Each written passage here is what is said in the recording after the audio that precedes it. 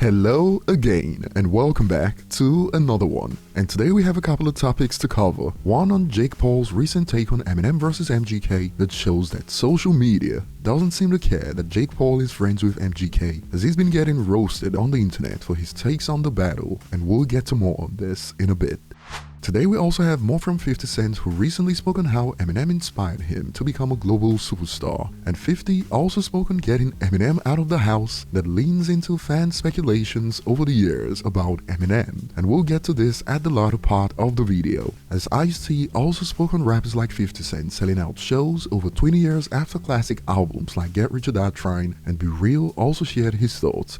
So starting with Jake Paul, he made two statements about the Eminem vs MGK beef that's led to a roasting session online since. Honestly, just made like both of them way bigger, and just it was very entertaining, and no one like bodied the other one. It was just like it was good on both sides.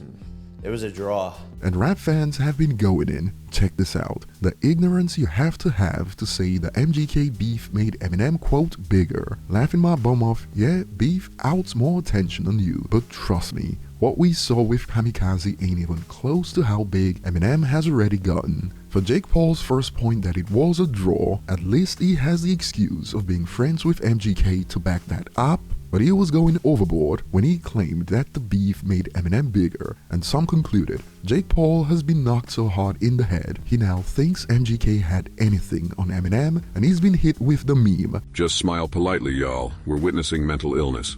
And a user did some digging to provide an example of what Eminem meant when he stated this to MGK: had to give you a career to destroy it, using objective data from Google to prove Eminem's lyrics. But what do you guys think of this? One made a love song, the other was a funeral proceeding, also known as a real diss track. And let's put it like this, imagine beating Eminem in a beef and then switching genres. That would be like making it to the World Cup finals and then choosing to forfeit the final match. And moving on to the next point, 50 Cent recently explained how Eminem inspired him to do more internationally in a recent interview with Brian J. Roberts. You know, like him, what he did for me, you can't repay that.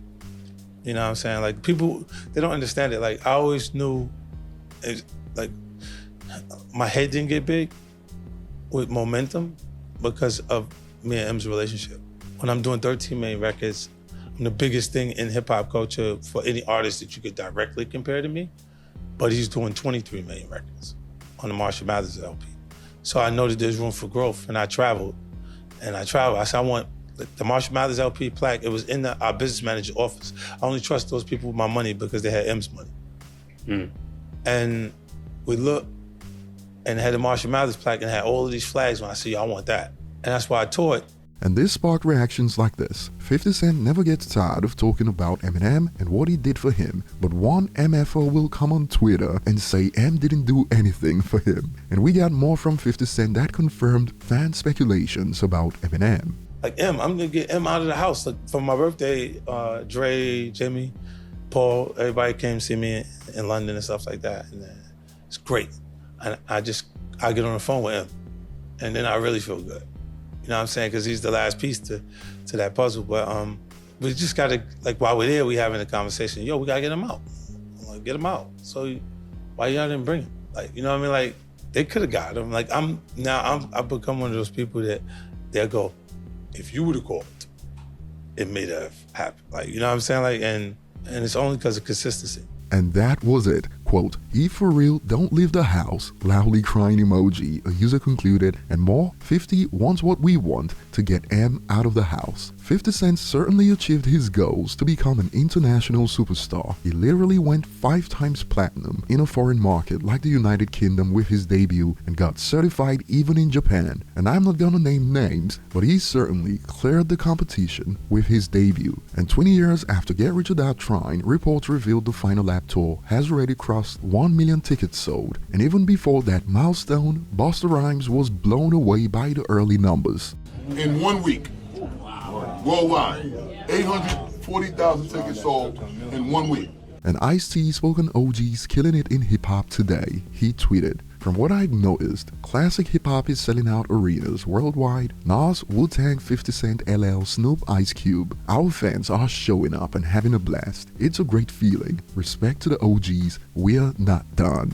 And unlike Ice-T, Be Real didn't hold back in response to Ice-T's take. The big bro Ice-T made a huge point that hip-hop veterans are filling seats and selling tickets, while some of these younger artists struggle with selling tickets. We sell tickets because our fan bases are built upon hard copy sales of our music as opposed to having high stream numbers, which are usually boosted through click farms, and when they use these click farms, they forget that it is bots and not actually people streaming their music. So when they see these outrageous stream numbers, they think they got it popping until they go on sale for live show and you can't fill not even a third of the venue. Be Real chose violence with this one, seeing as we've seen a couple of reports in 2023 of younger mainstream rappers struggling to sell out arenas, and I'll be looking forward to your thoughts in the comments.